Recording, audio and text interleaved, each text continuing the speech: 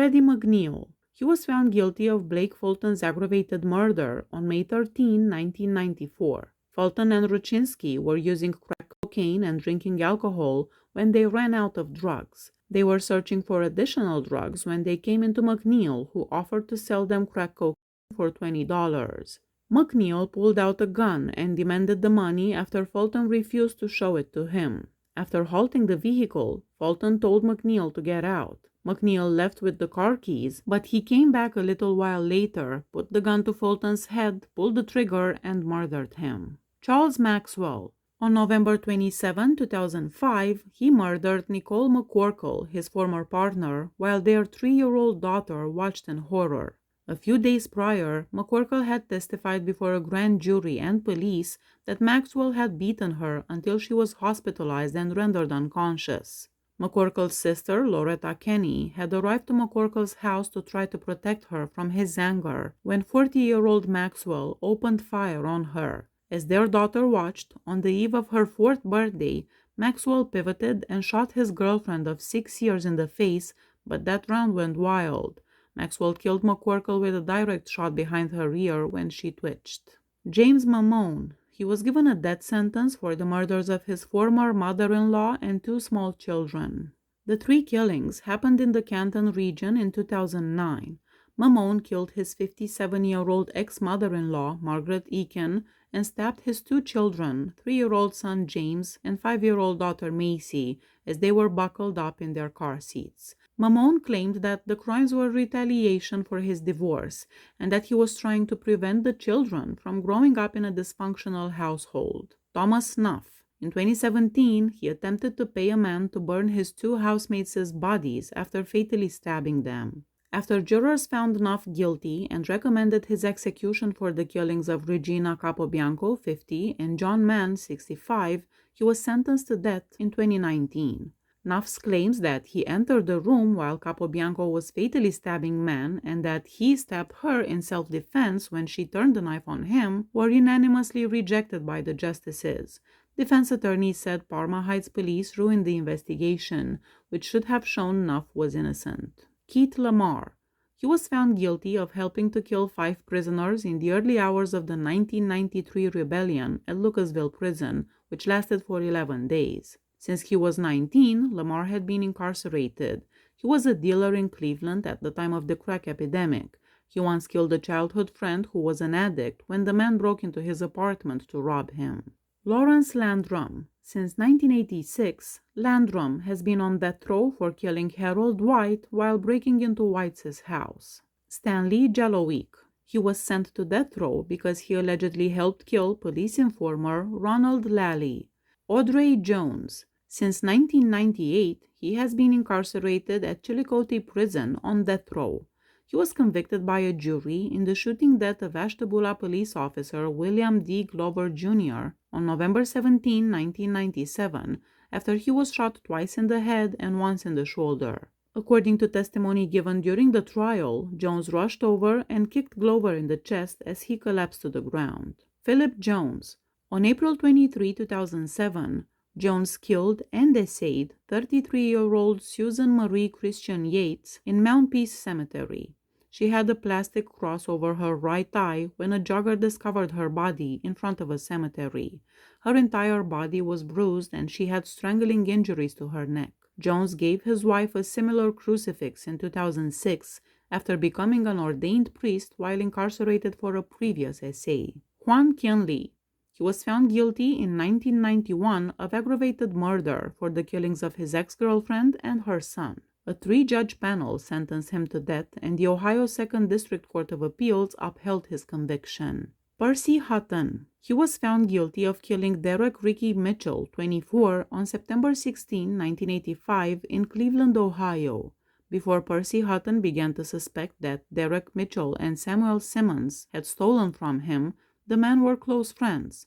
Hutton visited Samuels's house on Friday, September 13 or Saturday, September 14, 1985, and questioned him regarding a stolen sewing machine. After several discussions, Hutton shot both Mitchell and Simmons. Mitchell's body was discovered on September 13, 1985. Simmons survived the shooting. Cleveland Jackson. He was found guilty of killing 3-year-old Julia Grant and 17-year-old Lanisha Williams in a robbery that took place in Lima, Ohio on January 3, 2000. Cleveland Jackson and his half-brother, Jeronique Cunningham, made the decision to rob Shane Lyles's apartment on January 3. In order to talk about a drug deal in the apartment complex's stairwell, Jackson lured Shane outside the unit. Cunningham remained in the flat with Lanisha Williams and 2 other teenagers watching TV. After getting up, Cunningham told the 3 teenagers to go into the kitchen. He had a revolver on him and used it to hit one of the youngsters in the jaw when they did not immediately cooperate. Then Jackson commanded Shane to enter the residence while brandishing a gun. Jackson pushed Shane back into the kitchen where the 3 teens were, along with 4 other people, including the 3-year-old, after robbing Shane and his apartment of cash and drugs. Jackson shot Shane in the back after Shane claimed to have given him everything he had. Cunningham and Jackson started shooting at everyone in the kitchen. Until they ran out of ammunition, they kept shooting. Then they ran away. At least 1 shot was fired at each person in the kitchen. They killed the 3-year-old and Lanisha Williams. Both Jackson and Cunningham received separate death sentences. Jackson was named as the mastermind by Cunningham at his trial. Jeremiah Jackson. Jeremiah Jackson entered the 24-hour coin laundry where Tracy Pickrell was working the overnight shift brandishing a gun. He took her necklace and $50. He shot her in the head when she jerked back as he reached for her bracelet. The 38-year-old Cleveland woman passed away. Jackson was found guilty of numerous additional offenses, such as felonious assault, kidnapping, aggravated robbery, and attempted murder. He shot and wounded a friend on June 2, 2009, which sparked his violent crime spree. He robbed the Walgreens on Leavitt Road in Lorain, 2 pubs in the Cleveland region, a coin laundry on East 63rd Street and Fleet Avenue, and the Howard Johnson Hotel across from Cedar Point on Sandusky, which he used as his hiding place.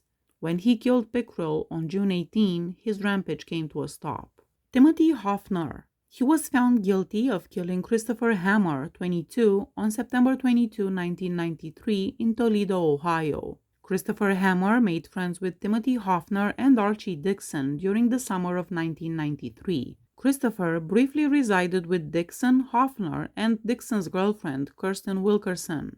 Early in September 1993, Dixon and Hoffner took a 3rd friend to the movies in Christopher's car. The friend heard Dixon and Hoffner talking about what to do with Christopher's vehicle and potential storage options while on the trip. Later, at a second-hand auto dealership, the friend would recognize Christopher's vehicle. Dixon informed his fiancée on September 21, 1993, that he and Hoffner were planning to get Chris. After meeting Dixon and Hoffner at a pool hall later that evening, Wilkerson deduced that they intended to murder Christopher. Early on September 22, 1993, the 3 made their way back to Wilkerson's home. Christopher was brutally beaten by Dixon and Hoffner when they attacked him at the house. Hoffner unsuccessfully attempted to break Christopher's neck and restrained him in a headlock, while Dixon beat Christopher over the head with a wine bottle. Christopher pleaded with both men to halt. While Dixon searched Christopher's wallet and took $11 in cash, as well as Christopher's birth certificate and social security card, he bound Christopher to a bunk bed ladder. Dixon and Hoffner left the house to go dig a grave. Wilkerson, Dixon, Hoffner, and Christopher all climbed into Christopher's vehicle and went to the location of the grave's excavation. Christopher was permitted to enjoy a final cigarette while Wilkerson remained in the car, and the 3 guys strolled to the burial. After that, Christopher was forced into the grave, gagged, blindfolded, and had his wrists and feet bound behind his back. Dixon and Hoffner smothered him with dirt while holding him down. The 2 men then walked over the grave multiple times, packing down the soil after fully burying Christopher. Dixon and Hoffner were both arrested, charged, and convicted, and sentenced to death for their parts in Christopher's murder. Wilkerson was convicted of kidnapping and sentenced to 25 years in prison. All this was for them to be able to sell Christopher's car. Gary Hugh Banks. William and Juanita Lehman went back to their house in Springfield Township, Hamilton County, Ohio, at approximately 9 p.m. on May 13, 1987. Once inside, William Lehman faced a burglar who then used the knife to murder Juanita, 53, and William, 55. These killings remained unsolved for a decade. Gary's father, Gary Eubanks Sr., and brother, Larry Eubanks, told police in August 1997 that Gary Eubanks had killed the Lehmans. On the evening of May 13, 1987, Eubanks had gone to the Lehman residence in order to commit burglary. He entered by a back window after checking to make sure no one was home. Williams's jewelry and wallet were taken from the dresser in the main bedroom by Eubanks. When the Lehmans entered the house, Eubanks was challenged by William in a bedroom. He then used the knife to assault William, repeatedly stabbing him before slitting his throat. He confessed that the attack ended in a matter of seconds. He chased Juanita into the living area, seized her, and slit her throat as well. Eubanks left a bloodied hand towel in the sink after washing in the restroom. After leaving the house through the back door, he went into the neighboring woods through the backyard and then followed a creek to a local school. By the time police came, Eubanks had left. Juanita crawled out of the front door after being attacked. She somehow made her way from the patio to the driveway, then down the driveway, before fainting close to the street while heavily bleeding. Police officer Pat Kemper was operating his patrol car at around 9:25 p.m. that night when he noticed a woman lying on the driveway at the Lehmans' house, waving her arms slowly to attract attention. The person was covered in blood. Although Juanita was conscious, blood began to flow from her throat as she tried to speak to the officer about who attacked her. Juanita passed away in the hospital from her wounds. Williams's body was found in the master bedroom.